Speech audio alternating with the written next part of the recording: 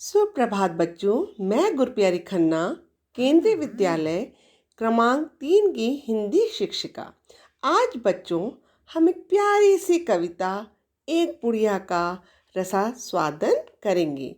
बच्चों, कविता शुरू करने से पहले आपको कुछ चित्र स्क्रीन पे दिखाई दे रहे हैं।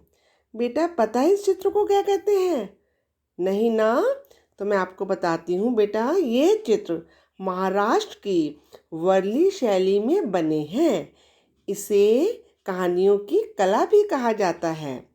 महाराष्ट्र के ठाणे जिले में वर्ली जाति के आदिवासी रहते हैं।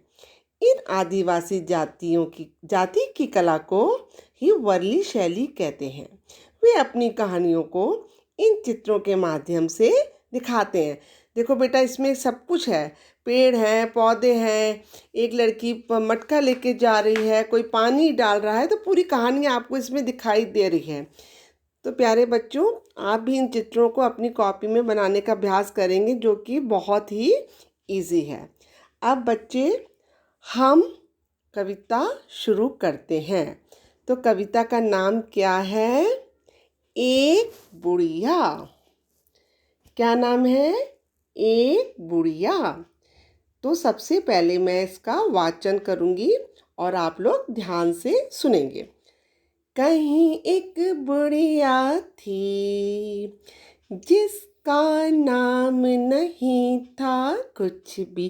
कहीं एक बुढ़िया थी, जिसका नाम नहीं था कुछ भी। वो दिन भर खाली रहती थी, वो दिन भर खाली रहती थी। काम नहीं था कुछ भी, काम नहीं था कुछ भी।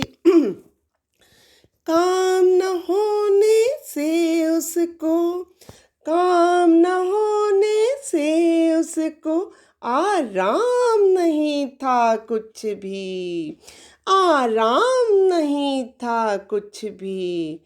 दोपहरी दिन रात सवेरे, दोपहरी दिन रात सवेरे, शाम नहीं थी कुछ भी, शाम नहीं थी कुछ भी।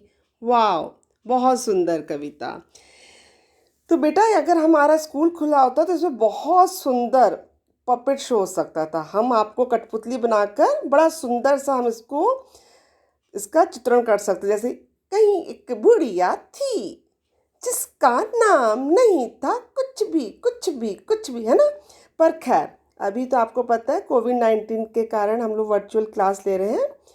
तो आप इस कविता को इसको याद करेंगे और बहुत ही लय के संग गाएंगे, ठीक है? अब हम कविता को समझते हैं, ये इसमें क्या कहना चाह रहे हैं।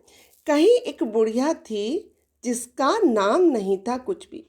कहीं बेटा दूर एक बुढ़िया रहती थी, पर उसका कोई नाम नहीं था। सोचो, हम सबका कोई नाम है ना। अब मेरा, आप मुझे क्या जानते हो कि मैं खन्ना मैम हूँ, है ना? अब जैसे आपका नाम अंकुर है, आपका नाम पूजा है ना? पर उस बेचारी बुढ़िया का कोई नाम नहीं था। हमारे नाम हमारे मम्मी पापा रखते हैं, है ना? निकनेम होते हैं, कई कई नाम होते हैं बच्चों के। तो उस बेचारी का कोई नाम नहीं था, तो वो दिन भर खाली रहती थी। अब ज़्यादातर तो जो बूढ़े लोग होते हैं, जिनको हम अच्छी भाषा में बुजुर्ग कहते हैं, तो उन लोगों के पास काम तो कुछ होता नहीं है, वो सारे दिन खाली रहते हैं। पर ये बुढ़िया तो बिल्कुल ही खाली रहती थी, उसके पास कुछ भी काम नहीं था करने को। तो क्या था, जब बेटा काम नहीं करती थी तो उसको आराम भी नहीं मिलता था। अब जैसे आप हो, हम हैं, तो हम क्या हैं, सुबह से भाई हमारी दिनचर्या शुरू होती है ना।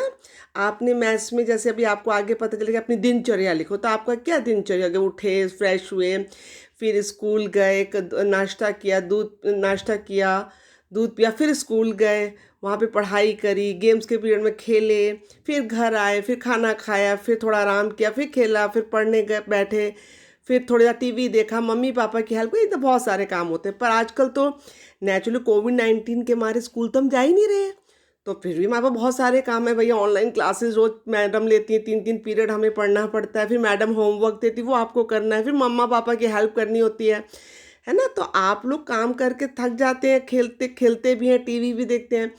तो थकने से क्या होता है, जब हम रात को सोते हैं तो हम बहुत साउंड स्लीप सोते हैं, क्योंकि थकान से अच्छी नींद आती है और माइंड भी रिलैक्स हो जाता है। पर वो जो बुढ़िया थी वो तो कोई काम करती नहीं थी, तो जब काम नहीं करती थी तो थकती नहीं थी, और जो थकती नहीं थी तो भैया उसको नींद भी नहीं आती थी।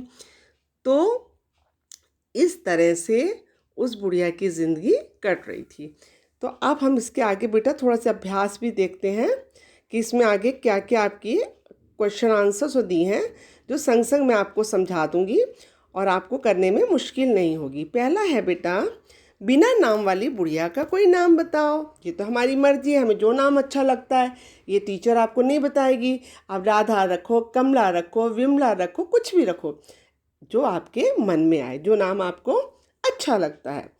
फिर है, वो दिन भर खाली रहती थी, उसके लिए कुछ काम सुझाओ। अब बेटा उसको हम, अगर हमें उस बुढ़िया दादी को आराम देना है तो हमें क्या करना होगा भैया? हम उसको कहेंगे दादी माँ को भैया कुछ काम करो, तब आप थकोगी तभी आपको आराम मिलेगा। तो हमें उसके लिए कुछ काम बताने हैं जो एक बुढ़िया के लिए सही है। जैसे बताओ क्या क्या हो सकते हैं। अब इसमें बेटा मैं अपने हिसाब से बताती हूँ, आपको ज़रूरी नहीं है आप खन्ना मैम के ही काम बताओगे। आपको जो अच्छा लगता है या जो आपके घर में दादी नानी करते हैं उसको देख कर भी करते हो, क्योंकि आजकल हमको नकल नहीं करनी है। अपने घर में देखो, अपनी दादी को देखो, नानी को देखो, क्या काम करते हैं वो लिख सकते हो। और मैं जैसे और काम बताती हूँ, जैसे वो आप बच्चों को कहानी सुना सकती हैं, पेड़ पौधों में पानी डाल सकती हैं, मम्मा की हेल्प के लिए सब्जी काट सकती हैं, दाल चावल बीन सकती हैं, है ना। कपड़े मम्मा ने उतार के रख दिए वो तय कर सकती हैं।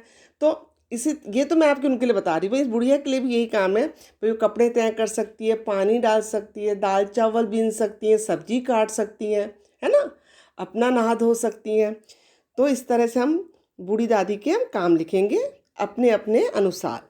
काम करो कुछ काम करो, ये कविता है। काम करो कुछ काम करो, जग में रहकर कुछ नाम करो, ये जन्म हुआ किस अर्थ का हो, समझो ना इसको व्यर्थ।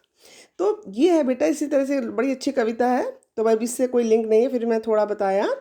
इसमें ये है, तुम्हारे घर में सबसे ज़्यादा काम कौन करता है, ये भी ऑब्जर्वेशन आपको देखना है, सबसे ज़्यादा काम कौन करता है।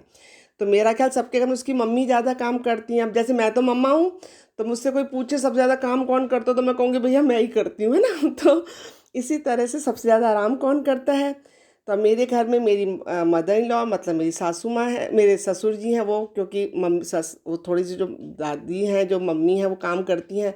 पर जो हमारे और बुज़ुर्ग हैं, पापा जी हैं, वो थोड़ा आराम ज़्यादा करते हैं। तो आप भी ऐसे ही देखेंगे आपके घर में सबसे ज़्यादा आराम कौन करता है। आपको लगता है कि मैं सबसे ज़्यादा आराम करता हूँ या करती हूँ, तो आप अपना नाम लिख देंगे। ठीक है ना बेटा। तो इस तरह से हमारी प्यारी सी कविता हमने ख़त्म कर ली। तो अब आपका जो मेन काम है, सुंदर सुंदर इसको चित्र बनाएंगे और इस एक्सरसाइज को करेंगे। साथ ही इस कविता को, एक बुढ़िया कविता को कंठस्थ करेंगे।